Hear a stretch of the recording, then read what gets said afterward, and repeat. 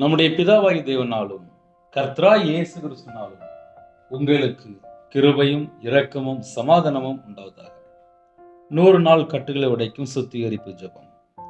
கர்த்தருடைய ஆவியானவர் எங்கேயோ அங்கே விடுதலை உண்டு. குமாரன் உங்களை விடுதலையாக்கினால் மெய்யாகவே விடுதலையாவீர்கள்.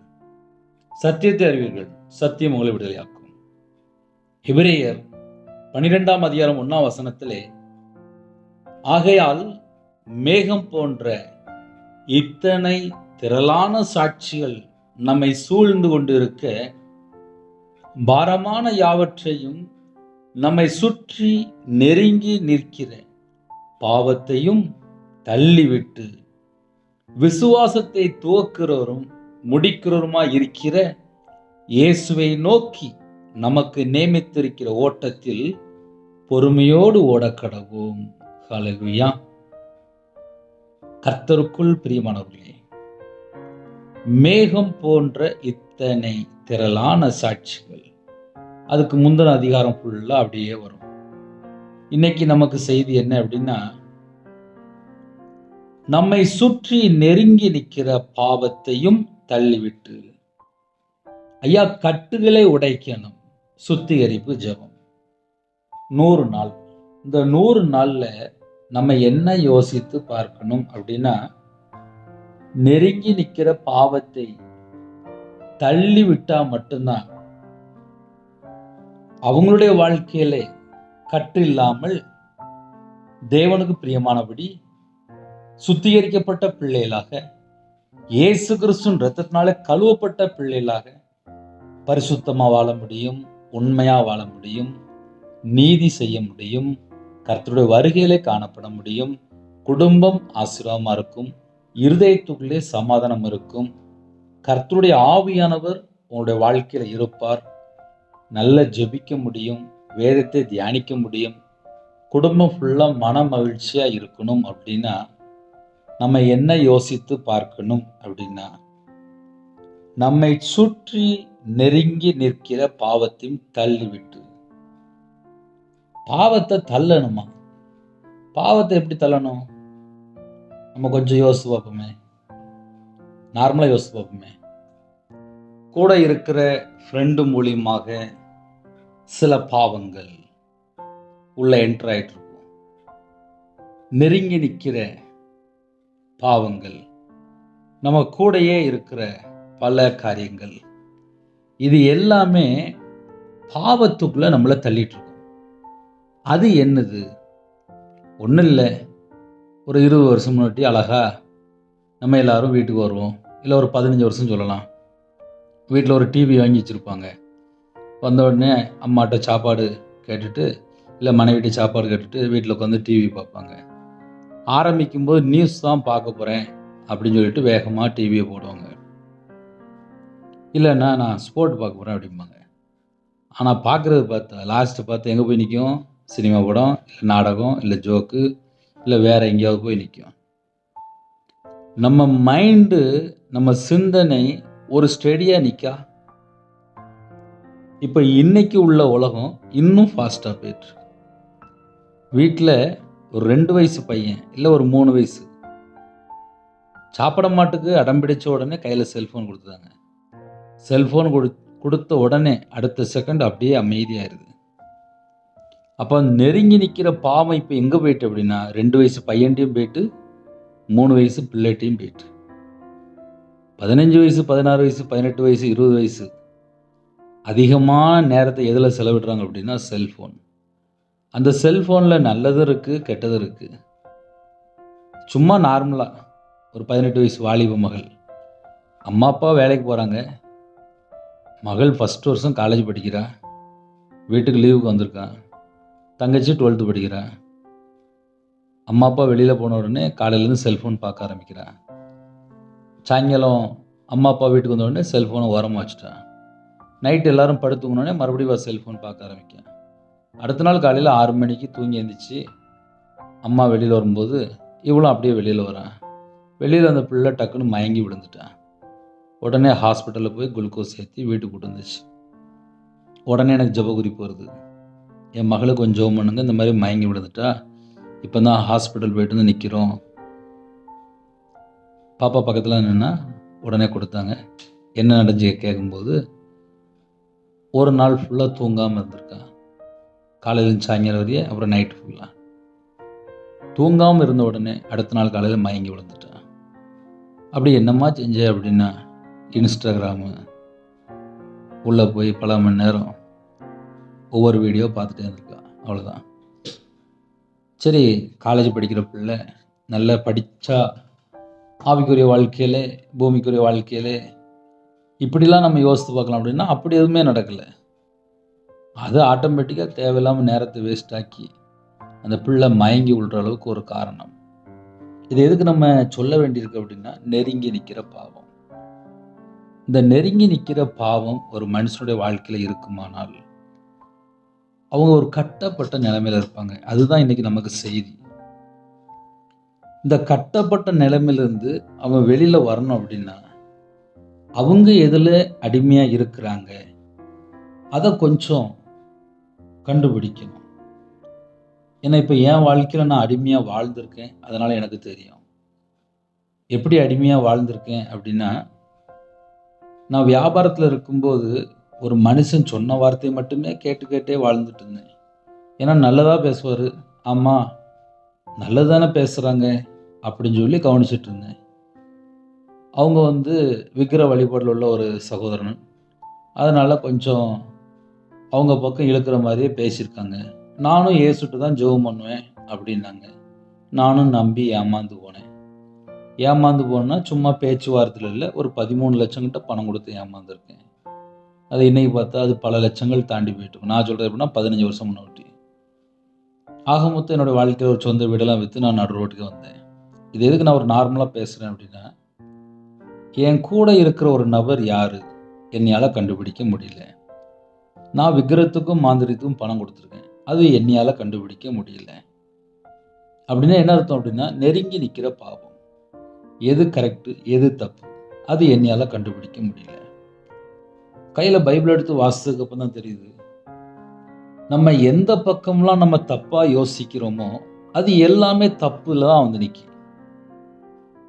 ஆதியாகமம் 3ஆம் அதிகாரத்தில் சர்ப்பம் என்னை வஞ்சித்தது அப்படின்னு சர்ப்பத்தை தான் கையை நீட்டினாங்களே தவிர, ஆதாம் ஏவால கையை நீட்டியாச்சு, ஏவாள் சர்ப்பத்தை கையை நீட்டியாச்சு.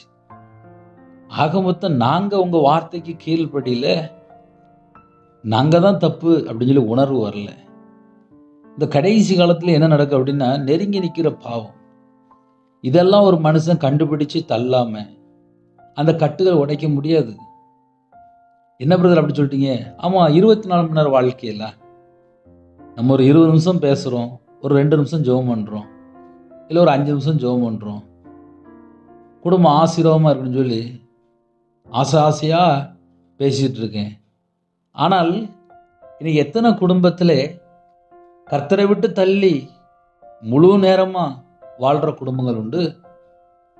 மேகம் போன்ற இத்தனை திரளான சாட்சிகள் நம்ம பைபிள் ஃபுல்லாக வாசித்து பார்த்தா திரளான சாட்சிகள் இருக்கு. ஆதியாகமத்திலிருந்து வெளிப்படுத்தின விசேஷம் வரைய திரளான சாட்சிகள் இருக்கு. ஐயா, நான் தேவனுக்கு பிரியமானபடி பரிசுத்தமாக வாழ்ந்து இந்த கட்டுகள்லேருந்து நான் வெளியில் வரணும்னு சொல்லி ஆசைப்படுறேன். எனக்கும் தேவன் கிருபை செய்வாரா? என் பாவத்தை மன்னிப்பாரா? எனக்கும் சுத்திகரிப்பு வேணும். நானும் இயேசு கிறிஸ்து ரத்தத்தினால கழுவப்படணும்.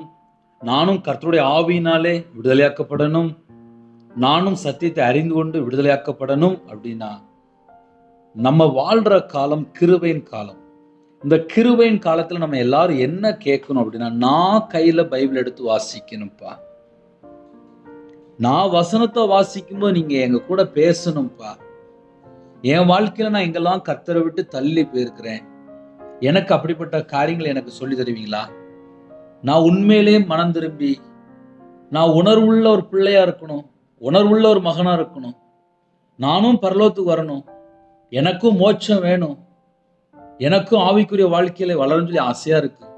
நானும் தேவ பக்தியில வளரணும், எனக்கும் ஆசையா இருக்குப்பா அப்படின்னு சொல்லி ஜெபிக்கும் போது கண்டிப்பா கட்டுகள் உடைக்கப்படும். ஐயா, எத்தனை செய்தி கேட்டாலும் நாங்கள் மறுபடியும் நாடகம் பார்க்குறோம், நாங்கள் மறுபடியும் படம் பார்க்குறோம் அப்படின்னா இதுக்கு பேர் என்ன அர்த்தம் அப்படின்னா நெருங்கி நிக்கிற பாவம்.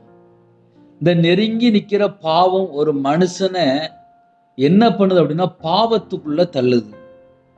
நான் நல்லா விவரமா பேசிட்டு இருக்கேன், கொஞ்சம் காது கொடுத்து கேளுங்க. உங்க சிந்தனை வெளியில போக வேண்டாம். ஐயா, செல்போன் நாங்க நல்ல பெரிய செல்போன் சோப்பு டப்பா மாதிரி வாங்கி வச்சிருக்கோம், பல ஆயிரங்கள் கொடுத்து வாங்கி வச்சிருக்கோம். செல்போனை உடையாம பார்த்துக்கிடுறோம். சரி, செல்போனை உடையாம பார்த்துக்கிடுறோம். ஆனா இருதயம் கர்த்தரை விட்டு வழி விலகி இருக்கே. இருதயத்துக்குள்ள பாவங்கள் இருக்கா? கண்ணில் கர்த்தரை விட்டு தள்ளி போற காரியங்கள் ஏதாவது பார்க்கிறோமா? நம்ம காதுல எதை கேட்கிறோம்? நம்ம எதை கவனிக்கிறோம்? நம்ம கால் எங்க போகுது? ஏன் நம்மளால தேவனுக்கு பிரியமானபடி வாழ முடியல? எதனால நம்முடைய வாழ்க்கையில சில கவலைகள், சில நெருக்கங்கள், சில மன உளைச்சல், சில பாடுகளுக்குள்ள எதனால நம்ம போய் சிக்கிக்கிடுறோம்? எதனால நம்மளுடைய வாழ்க்கையில வருத்தம் வருது? எதனால நம்மளுடைய வாழ்க்கையில சஞ்சலங்கள் நடந்து கொண்டிருக்கு? எதனால அப்படின்னு சொல்லி கையில பைபிள் எடுத்து வாசிக்கும் போது எல்லாத்துக்கும் ஆன்சர் இருக்கு. கூட இருக்கிற ஃப்ரெண்டு தேவையில்லாத ஒரு அருவருப்பான ஒரு காரியத்தை பேசிட்டு இருக்கிறானா, இல்ல ஒரு பரிசுத்தமான தப்பா பேசிட்டு இருக்கிறானா, இல்ல பழைய பாவத்தை கிளறிட்டு இருக்கானா, இல்ல கூட இருக்கிற நபர் தேவையில்லாம எங்கேயோ வெளியில கூட்டு போறானா, ஒரு மதுபான கடைக்கோ, இல்ல ஒரு போதை அடிமையிலையோ, ஒரு கஞ்சா பழக்கத்திலையோ, இல்ல ஒரு விபச்சார அடிமையிலையோ, எந்த பக்கமாவது ஒரு பாவம் நெருங்கி வருதா? இதை கண்டுபிடிச்சு அதை தூரத்துக்கு போடணுமா? இதை கண்டுபிடிக்காம ஐயா நான் ஆவியில வளரணும் அப்படின்னா செல்போன்ல 1 மணி நேரம் யார்கிட்டயாவது பேசிட்டு இருப்பாங்க. அந்த 1 மணி நேரம் பேசி முடிச்சு பார்த்தா டைம் தான் வேஸ்ட் ஆயிருக்குமே தவிர அவங்க லாஸ்ட் தேவையில்லாம ஒரு 2 கதையை உள்ள பேசி அவங்களுடைய சிந்தனை, அவங்களோட இருதயம் ஃபுல்லா பாரமா மாறிடும். என்னன்னு கேட்டா 1 மணி நேரம் பேசினதுல என் வீட்டில் இப்படி நடந்துச்சு, அங்க அப்படி நடந்துச்சு, இங்க அப்படி நடந்துச்சு சொல்லி எதையாவது தேவையில்லாம ஒரு தேவையில்லாம ஒரு பாயிண்ட் உள்ள ஏற்றி விட்டுருவாங்க. கேட்கும்போது பார்த்தா நல்லா தான் இருந்திருக்கும், ஏன்னா அது பாவமான காரியமா இருக்கும். அது கொஞ்ச நேரம் கழிச்சு பார்த்தா நம்ம இருதயத்துக்குள்ள ஏதாவது தோணுதா? இதைத்தான் ஒரு மனுஷன் கண்டுபிடிக்கணும். மேகம் போன்ற இத்தனை திரளான சாட்சிகள் சங்கீதத்துல நம்ம வாசிக்கிறோம். பாவத்தை பத்தி அநேக காரியங்கள் எழுதப்பட்டிருக்கு. எப்படிலாம் மனம் திரும்பணும்? புதிய ஏற்பாட்டில் இயேசு கிறிஸ்துவினுடைய முதல் பிரசங்கம் என்ன? மனம் திரும்புங்கள், பரலோக ராஜ்யம் சமீபமாய் இருக்கிறது. மனம் திரும்புங்கள். அந்த செய்திக்குள்ளதான் பாவ கட்டுகள் எல்லாம் உடைக்கப்படும். இன்னைக்கு பாவ கட்டுகளோட ஒரு மனுஷன் வாழ்ந்துட்டு இருக்கான். அந்த பாவ கட்டுகள் அவனை பல வேதனைப்படுத்திட்டு இருக்கு. நிறைய வேலையில யோசிக்கிறாங்க, பிரதர் எங்களுக்கு வெளியில வரணும் ஆசையா இருக்கு பிரதர், ஆனாலும் நாங்க மறுபடியும் அந்த பாவ கட்டுலயே தான் பிரதர் இருக்கோம். எதனால? கர்த்தருடைய சத்தத்துக்கு செவி கொடுக்காம இருக்கிறதுனால. ஒரு மனுஷன் பாவ கட்டுகள்ல இருக்கிறானா, அதுல இருந்து வெளியில வரணுமா? அப்ப என்ன செய்யணும்? அதை தள்ளி விடணுமா? நம்ம அழகா இப்ப நான் திருநெல்வேலில இருந்து பேசுறேன், சி அப்படின்னு சொல்லி வெறுக்கணுமா? அப்பந்தான் அது கிளம்பும். இன்னைக்கு நிறைய வேலையில கையை பிடிச்சு கூட்டு போறது, பாவம் கையை பிடிச்சு கூட்டு போகும்போது அது கூடயே வந்துட்டு இருக்கும். நிம்மதி இருக்காது, ஆசீர்வாதம் இருக்காது, வருத்தமும் சஞ்சலம் தான் இருக்கும். இதெல்லாம் ஏன் சொல்ல வேண்டியிருக்கு அப்படின்னா, இவங்கெல்லாம் இயேசுவை நோக்கி ஓடாமல் அந்த நெருங்கி நிற்கிற பாவத்துக்குள்ளே சிக்கிட்டு கிடப்பாங்க. நெருங்கி நிற்கிற பாவத்துக்குள்ள சிக்கிக்கிட்டு அப்புறம் எனக்கு மூச்சு முட்டுது, அப்புறம் எனக்கு கெட்ட ஜோப்பனம் வருது, அப்புறம் எனக்கு ராத்திரி தூக்கம் வரல, அப்புறம் நான் தூக்க மாத்திரை போடுறேன், அப்புறம் எனக்கு பைத்தியம் பிடிச்ச மாதிரி அப்படியே ஒரு எண்ணங்கள் உள்ள இருக்கு, ஒரு தற்கொலை எண்ணங்கள் வருது, ஐயோ ஐயோன்னு சொல்லி புலம்பிட்டு இருப்பாங்க. இதெல்லாம் என்ன காரணம் அப்படின்னா, எங்கேயோ ஒரு இடத்துல அப்படிதான் சொல்ல முடியும். ஏன்னா கர்த்தரை விட்டு தள்ளி போயாச்சுல. கர்த்தரை விட்டு தள்ளி போனதுக்கு அப்புறம் நிம்மதி இருக்காது. அவனோட வாழ்க்கை பார்த்தா பல வேதனையான காரியங்கள், பல கஷ்டமான காரியங்களும் உள்ள இருக்கும். அப்ப செய்தி என்ன அப்படின்னா, ஒரு மனுஷன் நெருங்கி நிக்கிற பாவத்துக்குள்ள கிடக்குறானா, சிம்பிளா நம்ம சொல்லணும் அப்படின்னா, நம்ம கூட இருக்கிற எல்லாரும் யாரு? எல்லாரும் நல்ல நபர்களா? எல்லாரும் நல்ல குடும்பமா? நம்ம பேசுற ஒவ்வொரு குடும்பமுமே தேவனை மகிமைப்படுத்துறாங்களா? மாம்சத்துல வந்து இயேசு கிறிஸ்துவை அறிக்கை பண்றாங்களா? நம்முடைய பாவங்களுக்காக தானே இயேசு கிறிஸ்து ஜீவனை தந்தாரு. நம்ம அவருக்கு சாட்சியா வாழணுமே அப்படின்னு சொல்லி இயேசு கிறிஸ்துவை மையப்படுத்தி பேசுறாங்களா? இதுதான் ஆவிக்குரிய வாழ்க்கையில வளர்றதுக்கு ஒரு ஈஸியான ஒரு வழியா இருக்கும். நிறைய வேளையில அபிஷேகம் பண்ணப்பட்ட பின்பாக கூட சிம்சோனை போல விழுந்து போன எத்தனையோ காரியங்கள் இருக்கு. ஏன் அப்படின்னு சொல்லி பார்க்கும்போது சிநேகம், தெளிலால் மேல சிநேகம், சிநேகத்து நிமித்தமாக சிம்சோனுடைய கண்ணு குருடாயிட்டு. இதெல்லாம் என்ன அர்த்தம் அப்படின்னா நெருங்கி நிற்கிற பாவம். இந்த நெருங்கி நிற்கிற பாவம் எங்கெல்லாம் இருக்கோ அங்கெல்லாம் ஒரு மனுஷன் அடிமையா இருப்பான். ஒரு மனுஷன் அடிமையா இருக்கும்போது அவனோட வாழ்க்கையில ஆசீர்வாதத்தை பெற்றுக்கொள்ள முடியாது. மேகம் போன்ற இத்தனை திரளான சாட்சிகள் நம்மை சுற்றி, நம்மை சூழ்ந்து கொண்டிருக்க, நம்மை சுற்றி கொண்டிருக்க, நம்மளை சுத்தி சுத்தி இருக்கு. நம்மளை சுத்தி சுத்தி என்ன இருக்கு அப்படின்னா ஏகப்பட்ட சாட்சி இருக்கு. பழைய ஏற்பாட்டு ஒரு சாட்சி இருக்கு. யோசேப்பை போல யோசேப் என்ன செஞ்சாரு? விபச்சாரத்துக்கு விலகி ஓடிட்டாரு. இப்போ நம்ம வாழ்ற காலம் புதிய ஏற்பாடு காலம், கடைசி காலம். இந்த கடைசி காலத்துல என்ன செஞ்சாலும் இங்க இந்த பூமியில யாருக்குமே தெரியாம செஞ்சலாம் நினைச்சிட்டு பல பாவத்துக்குள்ளையும், துணிகரமான பாவத்துக்குள்ளையும், மறைவான பாவத்துக்குள்ளையும், அந்தரங்கத்திலே எத்தனையோ காரியங்கள் சொல்லலாம். ஆனால் என் வாழ்க்கையில சில பாவ கட்டுகள் இருக்குப்பா, நான் கண்டுபிடிச்சிட்டேன். இந்த 100 நாள் உங்களுடைய செய்தி நான் கேட்கும்போது என்னோட வாழ்க்கையில சில பாவ கட்டுகள் இருக்குன்னு நான் கண்டுபிடிச்சிட்டேன். இதுல இருந்து நான் எப்படி வெளியில வரணும் அப்படின்னு சொல்லி சில குடும்பத்துல ஒரு கேள்வி. இது என்ன டைப் ஆஃப் கேள்வி அப்படின்னா, எனக்கு காய்ச்சல் அடிக்க அப்படின்னா அந்த காய்ச்சல் சரியாகணும் அப்படிமோ, எனக்கு தலைவலிக்கு அப்படின்னா தலைவலி சரியாகணும் அப்படிமோ, எனக்கு உடம்பு சரியில்லை அப்படின்னா எப்படியாவது சரியாயிருமான்னு சொல்லி கேட்போம். ஆனா ஸ்பிரிச்சுவல்ல எப்படி தெரியுமா? ஐயா நான் பாவ கட்டுகள்ல தான் நான் வாழ்ந்துட்டு இருக்கேன், எனக்கு நிம்மதியே இல்லை, என் குடும்பத்துல ஆசீர்வாதமே இல்லை, இதனால என் குடும்பம் ஃபுல்லா கஷ்டப்படுது, என் ஒருத்தனால என் குடும்பம் ஃபுல்லா வம்பா போயிட்டு, நான் தண்ணி அடிச்சனால என் குடும்பம் ஃபுல்லா வம்பா போயிட்டு, நான் பாவ வாழ்க்கையில வாழ்ந்தனால என் குடும்பம் ஃபுல்லா வம்பா போயிட்டு, நான் தவறான தொடர்புல இருந்தனால என் குடும்பம் அழிஞ்சு போயிட்டு சொல்லி புலம்புற ஜனங்கள் ஏகப்பட்டது உண்டு. ஆனா வெளியே தெரியாது, இதயத்துக்குள்ள மட்டும் தெரியும். இதெல்லாம் அவுட்புட் கிடையாது, இதெல்லாம் இன்புட். நான் பேசுறதுக்குள்ள இன்புட். நம்ம இருதயத்துக்குள்ளே நம்ம என்ன யோசிப்போம் அப்படின்னா, இந்த வயசுல இப்படி செஞ்சதுனால தானே எனக்கு அந்த வேலை கிடைக்காம போயிட்டு, இந்த வயசுல நான் இப்படி செஞ்சதுனால தானே நான் இன்னும் ஆவிக்குரிய வாழ்க்கையில வளர முடியல அப்படின்னு சொல்லி இதெல்லாம் யார் யோசிப்பா அப்படின்னா விழுந்து போனவங்க தான் யோசிப்பாங்க. இந்த பாவ கட்டுகள்ல கட்டப்பட்டிருப்பாங்கல்ல, அவங்க இதயத்துலதான் இப்படிப்பட்ட கேள்விகள் இருக்கும். இப்ப நீங்க கூட யோசிக்கலாம், நான் பாவக்கட்டுல கட்டப்பட்டிருக்கேனா? சில நேரத்துல இத்தனை வயசுல நான் இப்படி பண்ணிட்டேனே, ஐயோ என் வாழ்க்கை வம்பா போச்சே, இந்த ஃப்ரெண்டுகிட்ட பழகினதுனால தானே என் வாழ்க்கை வம்பா போச்சு, இந்த மனுஷன் சரியில்லையே, இவங்க சரியில்லையே அப்படின்னு சொல்லி சில நேரத்துல புலம்பிட்டு இருப்பாங்க.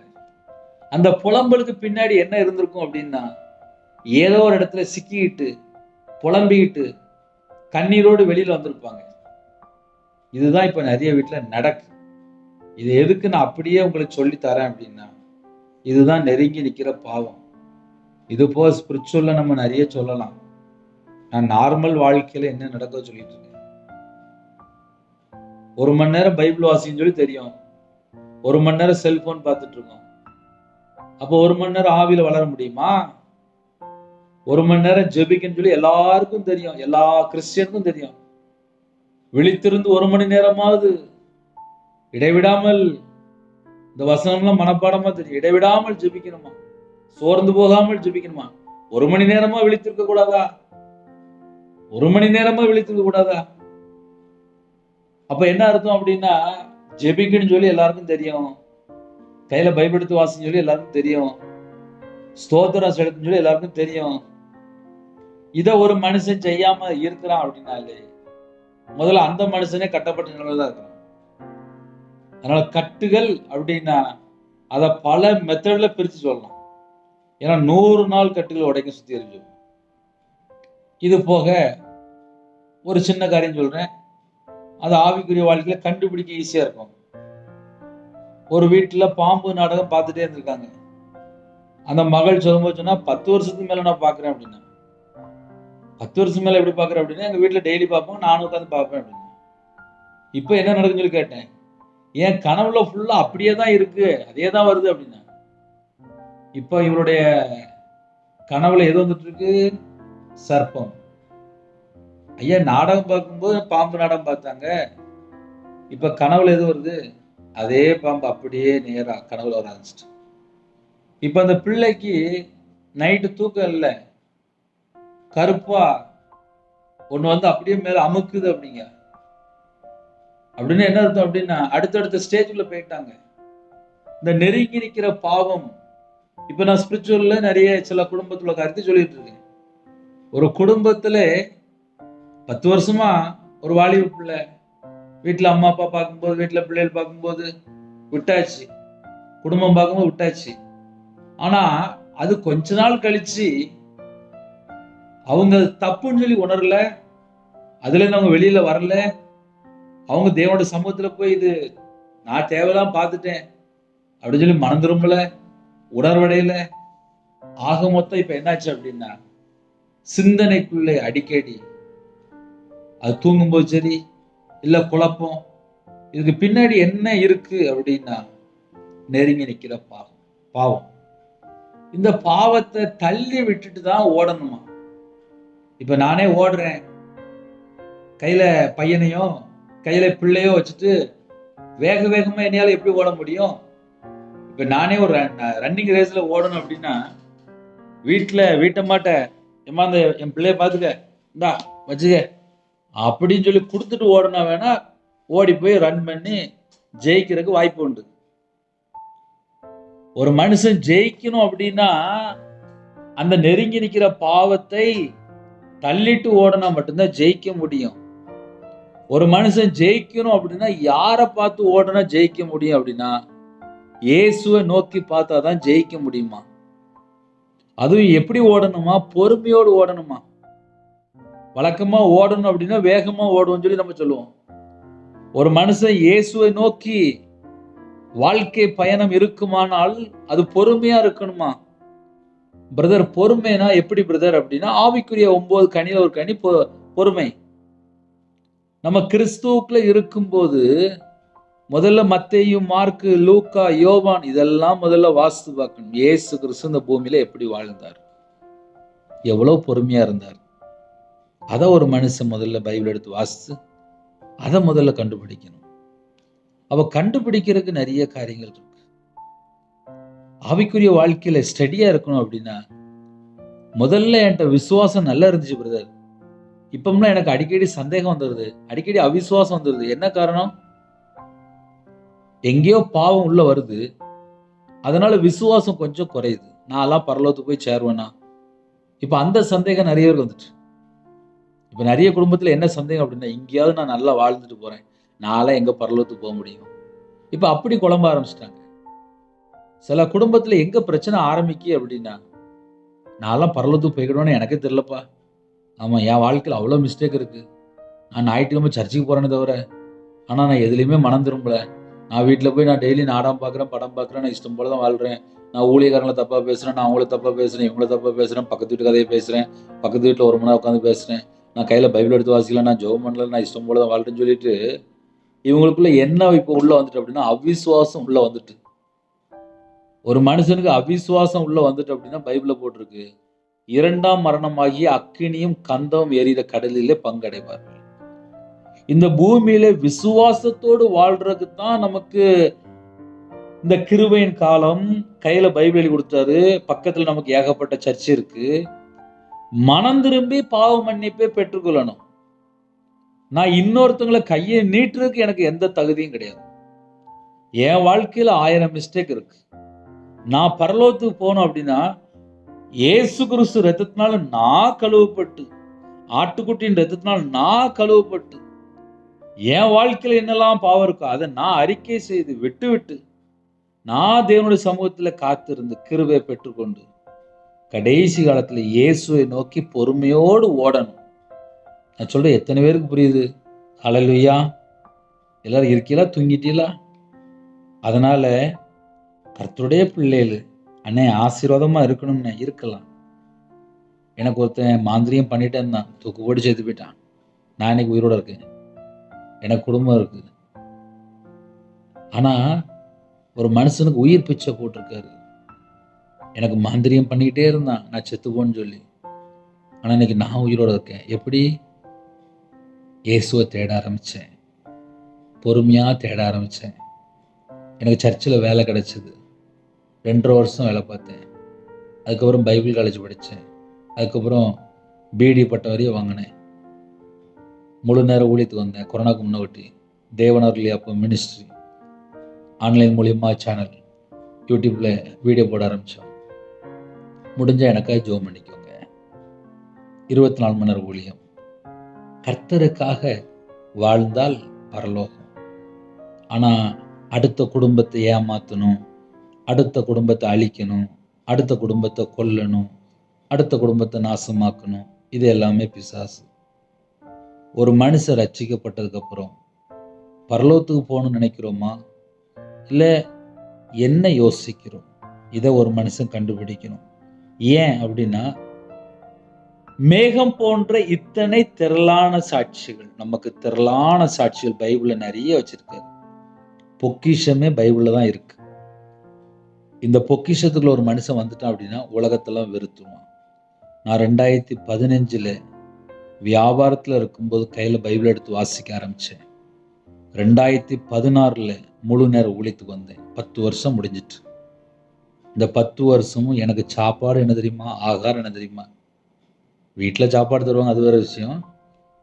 பைபிள் நான் கையில் எடுத்து எப்போ வாசிக்கிறேனோ அதுதான் எனக்கு ஆவிக்குரிய ஆகாரம்.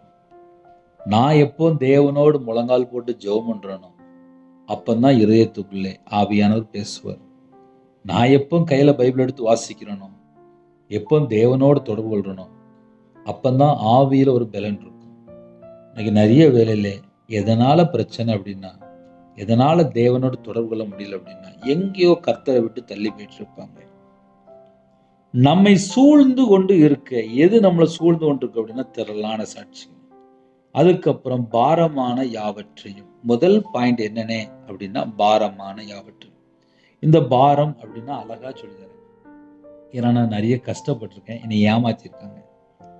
பாரமான யாவற்றையும் அப்படின்னா நம்மளை நிறைய பேர் ஏமாத்திருப்பாங்க. இப்போ நான்லாம் ஏமாந்ததில் ஒரு வீடை வித்துட்டேன், வியாபாரத்தை விட்டுட்டேன், ஒரு மனுஷனை நம்பி 50-55 லட்ச ரூபா எல்லாம் நஷ்டமாயிட்டு. கூட இருக்கிறவங்க என்னை ஏமாத்திருக்காங்க. இப்படி நான் நிறைய சொல்ல முடியும். சிலது தான் நான் சொல்லியிருக்கேன், என்னை ஏமாத்திருக்காங்க. அப்போ இதெல்லாம் என்ன இருக்கு அப்படின்னா பாரமான யாவற்றையும். என் வாழ்க்கையில் அதிகமான கடன் இருந்துச்சு. அப்போ இதெல்லாம் பாரமான காரியங்கள். இதயத்தில் ஃபுல்லாக கவலையாக இருப்பேன். என்ன கவலை அப்படின்னா கடன். எதனால அப்படின்னா மனுஷன் என்னை ஏமாத்திட்டான், கூட இருக்கிறவங்க என்னை ஏமாத்திட்டாங்க. கூட இருக்கிறவங்க என்னை ஏமாத்தும் போது என்னோட வாழ்க்கையில கண்ணீர் வாழ்க்கையா மாறிச்சு. அப்போ பாரமான யாவற்றையும் அப்படின்னா இதையே நான் யோசித்த என்னைக்கு ஆவியில வளர முடியும்? இதெல்லாம் முதல்ல உதறி தள்ளிட்டு போகணுமா? அவன் என்னை ஏமாத்திட்டான், அவங்க என்னை ஏமாத்திட்டாங்க, அந்த குடும்பம் என்னை ஏமாத்தின்னு சொல்லி அடுத்தால கையை நீட்டுறதை விட நான் என்ன செய்யணும், இருக்கிற நாட்கள்ல நான் என்ன செய்யணும், நான் பரலோகத்துக்கு போனா என்ன செய்யணும், அதுதான் நமக்கு கான்செப்ட். இன்னைக்கு நிறைய வேளையில எங்க தடுமாற்றம் வருது அப்படின்னா, எப்படியாவது எதையாவது சாதிச்சிடலாமான்ட்டு தப்பான சிந்தனைக்குள்ள போயிருந்தாங்க. பாரமான யாவற்றையும் நாம் தள்ளிவிட்டு நம்மை சுற்றி நெருங்கி நிற்கிற யாவற்றையும் நாம் தள்ளிவிட்டு. முதல்ல சொன்னேன் பாரமான காரியம். 2வது நம்மை சுற்றி, நம்மளை சுத்தி. எப்படி ஒரு ரவுண்ட் அடிச்சா சுத்தினா ஐயா உலகமே சுத்துற மாதிரி இருக்கு அப்படிம்பாங்க, ஆனா இவன் தான் சுத்தி இருப்பான். அதே போல நம்மளை சுத்தி விட்டாச்சுன்னா போதும், உலகம் சுத்துது மாதிரி இருக்கு அப்படிம்பாங்க, ஆனா அவன் சுத்திட்டு இருப்பான். அதே போல நம்மளை சுத்தி என்னெல்லாம் பாவம் இருக்கோ அதை ஒரு பேப்பர்லயே எழுதி கண்டுபிடிக்கணும். ஓ இதுதான் என்னுடைய வாழ்க்கையில் மிஸ்டேக், இதனால தான் நான் ஜெபம் பண்ண முடியல, இதனால தான் நான் கையில் பைபிள் எடுத்து வாசிக்க முடியல, காலையில் ஏன் சீக்கிரமாக எந்திரிக்க முடியல அப்படின்னா நைட்டு நான் செல்ஃபோனில் இதை நான் பார்த்துட்ருக்குறேன், அப்போ இதுதான் மிஸ்டேக், அதனால் என்னால் காலையில் எந்திரிக்க முடியல. இப்படி நம்மை நாம் ஆராய்ந்து அதை என்னைக்கு நம்ம தள்ளி விடுறோமோ அன்னைக்கு தான் பாவக்கட்டுகள் முழுசா உடைக்கப்படும். பாவக்கட்டுகள் முழுசா உடைக்கப்படணும் அப்படின்னா இதுதான் ஃபார்முலா. நம்மை சுற்றி நெருங்கி நிற்கிற பாவத்தையும் தள்ளிவிட்டு விசுவாசத்தை துவக்கிறவரும் முடிக்கிறவருமாய் இருக்கிற இயேசுவை நோக்கி நமக்கு நியமித்திருக்கிற ஓட்டத்தில் பொறுமையோடு ஓடக்கடவும். விசுவாசத்தை துவக்கிறவரும் முடிக்கிறவருமாய் இருக்கிற இயேசுவை நோக்கி. இயேசுட்ட என்னைக்கு நம்ம வந்தோமோ அன்னைக்கு தான் விசுவாசம் துவங்கப்படுது. என்னைக்கு விசுவாசம் முடிக்கப்படும் அப்படின்னா பரலோகத்தில் போய் நிற்கும்போது முடிக்கப்படும். என்னைக்கு விசுவாசம் ஓப்பன் ஆகுது அப்படின்னா இயேசு அப்படின்னு சொல்லி நம்ம என்னைக்கு உலக ரட்சகர் என் பாவத்துக்காக அவர் ரத்தம் சிந்திருக்காரு, என்னை மீட்டு எடுக்க அவர் சாபமானாரு, என் தலைமுறை பாவத்தை எல்லாம் தலைமுறை சாபத்தை எல்லாம் எல்லாவற்றையும் சிலுவையில் சுமந்துட்டாருன்னு சொல்லி இயேசுவே ஒரு மனுஷன் எப்போ ஏற்றுக்கொள்றானோ அந்த மனுஷனுடைய வாழ்க்கையில தான் விசுவாசம் துவக்கப்படுகிறது. இயேசுவை நோக்கி நமக்கு நியமித்திருக்கிற ஓட்டத்தில் அப்படின்னா என்ன அர்த்தம் அப்படின்னா நம்ம பாவத்துல இருக்கும்போது எதெல்லாம் பாவம் சொல்லி இயேசுட்ட போய் சொல்லி மனம் திரும்ப ஆரம்பிச்சோமோ அந்த ஓட்டத்தில் பொறுமையோடு ஓடணும். நான் அந்த பாவம் பண்ணிட்டேன்ப்பா, என்னை மன்னிச்சிருங்கப்பா, என் வாழ்க்கையில் இப்படிப்பட்ட ஒரு சின்ன ஒரு பாவம் இருக்குப்பா, அதை எடுத்து போட்டுருங்கப்பா, நான் இனிமேல் மனம் திரும்பி வாழப்பா, இனிமேல் செய்யக்கூடாதுப்பான்னு சொல்லி எத்தனையோ காரியத்துக்காக நம்ம தேவனோட சமூகத்தில் போய் அழுது ஜெபம் பண்ணியிருப்போம். அது நம்மளுடைய வாழ்க்கையில் தொடரக்கூடாது. இயேசுவை நோக்கி நமக்கு நியமித்திருக்கிற ஓட்டத்தில் பொறுமையோடு ஓடக்கணும். இப்போ ஒரு ஃப்ரெண்டு கூடயே மோசமாக இருக்கிறாங்க, இப்போ இந்த செய்தி கேட்குறீங்க, நாளைக்கு வெளியில் கிளம்பி போவீங்க, அதே மனுஷனை தான் பார்ப்பீங்க. 6 மாதமோ 1 வருஷமோ தேவையில்லாமல் நிறைய பேசி பேசி பேசி பழகிருப்பீங்க. இப்போ இந்த செய்தி கேட்டதுக்கப்புறம் நீங்கள் என்ன செய்ய முடியும்? முதல்ல பொறுமையோடு ஓடக்கடவும். தேவையில்லாத எந்த ஃப்ரெண்டு எங்கெல்லாம் இருக்கிறாங்களோ அதை விட்டு ஒரு மனுஷன் விலகணும் அப்படின்னா முதல்ல பொறுமை வேணும். சண்டை போடக்கூடாது. சண்டை போட்டால் மாம்சத்தினுடைய கிரியை. ஆவிக்குரிய வாழ்க்கையிலே ஒரு மனுஷன் வளரணும் அப்படின்னா பொறுமை தேவை. அந்த பொறுமை யாரு தருவா அப்படின்னா நம்ம இயேசுவை நோக்கி ஓடும்போது தான் நமக்கு பொறுமை இருக்குன்னு அர்த்தம். சும்மா எடுத்த உடனே சண்டை போடலாம் அப்படின்னா சண்டை போட முடியாது. சண்டை போட்ட உடனே அது மாம்சத்தினுடைய கிரியை. இப்படிப்பட்டவர்கள் தேவனுடைய ராஜ்யத்தில் பிரவேசிப்பது இல்லை என்று எழுதப்பட்டிருக்கு. ஒரு மனுஷன் சண்டை போடுறான், பகையா இருக்கான், எரிச்சலா இருக்கான், கோபத்தில் இருக்கான் அப்படின்னா இதெல்லாம் மாம்சத்தினுடைய கிரியை, இதெல்லாம் துர்க்கிரியை என்று எழுதப்பட்டிருக்கு. இதெல்லாம் இந்த உலகத்தில் உண்டான காரியங்கள், பேய்த்தனத்துக்கு அடுத்ததுமா இருக்குது. அதனால பரலோகத்துக்கு போனோம் அப்படின்னா முதல்ல பொறுமை வேணும்.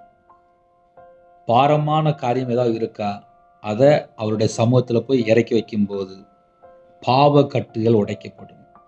2வது, நம்மளை சுத்தி நெருங்கி நிற்கிற பாவத்தை நான் வெறுக்கும் போதுதான் பாவ கட்டுகள் உடைக்கப்பட்டு இயேசு கிறிஸ்து ரத்தத்தினால கழுவி சுத்திகரிக்கப்பட்டு நம்ம வெளியில வர முடியும். என் வாழ்க்கையில சில பாவங்கள் தொடருது, நெருங்கி இருக்கு, எனக்கு இந்த பாவ கட்டுகளிலிருந்து நான் வெளியில வரேன்னு சொல்லி நான் யோசிக்கிறேன் அப்படின்னா அந்த யோசனை நல்லது. நான் இயேசு கிறிஸ்து இடத்துல வரும்போது பாவத்தை அறிக்கை செய்து விட்டுறணுமா, அப்பந்தான் தேவனிடத்திலிருந்து இரக்கங்களை பெற்றுக்கொள்ள முடியும் சொல்லி வேதம் சொல்கிறது.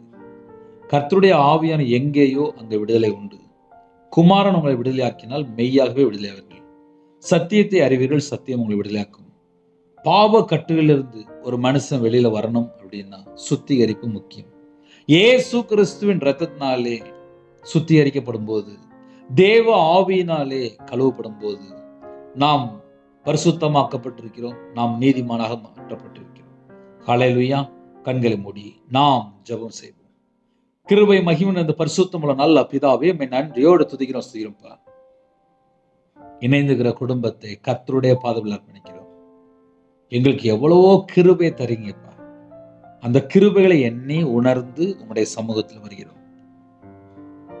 யாரெல்லாம் தாழ்த்துறாங்களோ உங்க பிள்ளையோட வாழ்க்கையிலே பாரமான காரியம் எதெல்லாம் இருக்கோ அதெல்லாம் தள்ளி விடுறதுக்கு கிருபை தாங்க. நெருங்கி நிற்கிற பாவம், எங்களை சுத்தி என்னெல்லாம் பாவம் நெருங்கி நிற்கும் அதை எல்லாவற்றையும் தள்ளிவிட்டு விசுவாசத்தை துவக்கிறவரும் முடிக்கிறவருமா இருக்கிற இயேசு கிறிஸ்துவை நோக்கி நாங்க ஜெபிக்கிறோம்ப்பா. எங்க வாழ்க்கையிலே நாங்க கர்த்தரை விட்டு தள்ளி போன பாவங்களை கர்த்தர் தயவாக கிருபையாக மனமிறங்கி மன்னித்து உங்க பிள்ளைகளை உங்க ரத்தத்தினால கழுவி சுத்திகரிக்கணும். கர்த்தருடைய ஆவியான எங்கேயும் உங்க விடுதலை உண்டு. குமாரன் உங்களை விடுதலையாக்கினால் மெய்யாகவே விடுதலை ஆவீர்கள். சிறுபிள்ளை முதல் கொண்டு முதியோர் வரை யாரெல்லாம் இந்த செய்தி கேட்டு இணைந்து ஜெபிக்கிறாங்களோ உங்க பிள்ளையோட வாழ்க்கையில பாவ கட்டுகள் எல்லாம் இயேசு கிறிஸ்து ரத்தத்தினாலே இயேசு கிறிஸ்து நாமத்தை சுட்டு எரிக்கப்படும் ராஜா. ரிபல ஷபக்கரதி ரிபி ரிபரபக்கபுது பெக்கியதுனா ரமல ஹதனமல ருஷான் தட்டலபக்கரதுரபல ரிபலபலபல ஹுரபலக்கபுது பெக்கியதுனா எல்லா அந்தகார சங்கிலி எல்லாம் இயேசு கிறிஸ்து நாமத்தை சுட்டு எரிக்கப்படும் ராஜா. எல்லா பொல்லாத சர்ப்பத்தின் தந்திரமான கிரியைகள், வலு சர்ப்பத்துடைய கிரியைகள், மாந்திரிய கிரியைகள், பொல்லாத கிரியைகள், தந்திரமான ஆவிகள், விக்கிரத்தினுடைய ஆவிகள் எல்லாம் இயேசு கிறிஸ்து ரத்தத்தினாலே இயேசு கிறிஸ்து நாமத்தை சுட்டு எரிக்கப்படும் ராஜா. இணைந்துகிற குடும்பங்களை கர்த்தர் வேலை அடைங்க, கர்த்தர் பாதுகாத்துக்கொள்ளுங்க. அப்பிரோஜனமான ஊழியக்காரன்பா, நாங்க மனம் திரும்பி ஆட்டுக்குட்டியின் ரத்தத்தினால கழுவப்பட்டு இந்த பூமியில தேவ திட்டத்துக்குள்ள வரணும், தேவ சித்தத்துக்குள்ள வரணும். ஆட்டுக்குட்டியின் ஜீவபுஸ்தகத்துல எங்களோட பேர் எழுதப்படும். அப்படிப்பட்ட கிருபையை எங்களுக்கு தந்து எங்களை ஆசீர்வதிங்க. அப்பிரோஜனமான ஊழியக்காரன்பா, வானத்துக்கும் பூமிக்கும் சகல அதிகாரம் உள்ள கர்த்தராகிய இயேசு கிறிஸ்து நாமத்தினால கேட்கிறோம் ஜீவனுள்ள நல்ல பிதாவே, ஆமென். 9442504351 என்ற நம்பர் உண்டால் நாங்கள் உங்களுக்காக குடும்பத்துக்கு ஜெபிப்போம். எனக்கா ஒரு நிமிடமா ஜெபிங்கள். தேவனுக்கே மகிமை உண்டாவதாக. God bless you. Thanks for watching. Please subscribe our channel. Click the like and share. Click the bell. God bless you.